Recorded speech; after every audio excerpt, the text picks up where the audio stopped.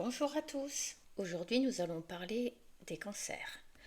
Depuis le 21 juin, nous sommes entrés donc dans cette énergie. Elle durera jusqu'au 22 juillet. Prise de manière isolée dans un thème, le cancer évoque la sensibilité, les émotions et l'imaginaire. Sa planète maîtresse est la Lune. Elle correspond dans le thème natal à nos propres besoins, notre intériorité, notre mère, la protection et la famille. Elle est rattachée à la maison 4. La Lune était représentée par Diane chez les Romains et par Sélénée chez les Grecs.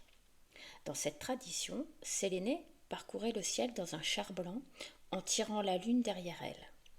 La Lune influence la vie de l'homme depuis toujours. Vous l'aurez compris, la Lune est une énergie un peu cachée. La raison de vivre du cancer se situe dans la recherche de sécurité, d'intimité et de protection. Le cancer a besoin de fonctionner en groupe et de ressentir une forme d'appartenance.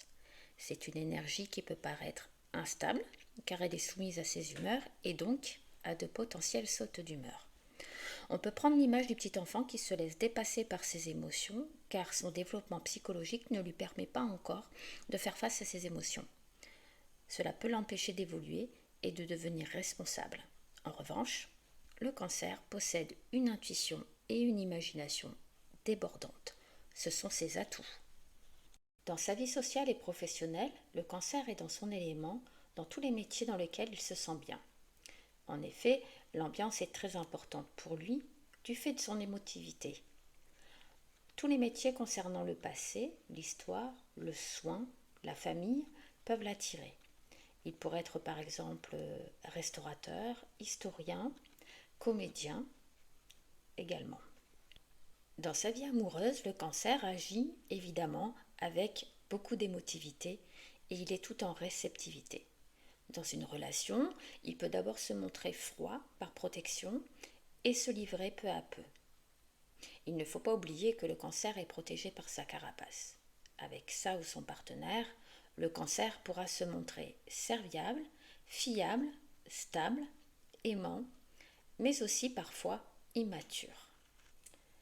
Pour son équilibre physique et mental, il est primordial pour le natif de cancer de se retrouver seul pour faire le tri dans ses émotions et de se laisser conduire par son imagination.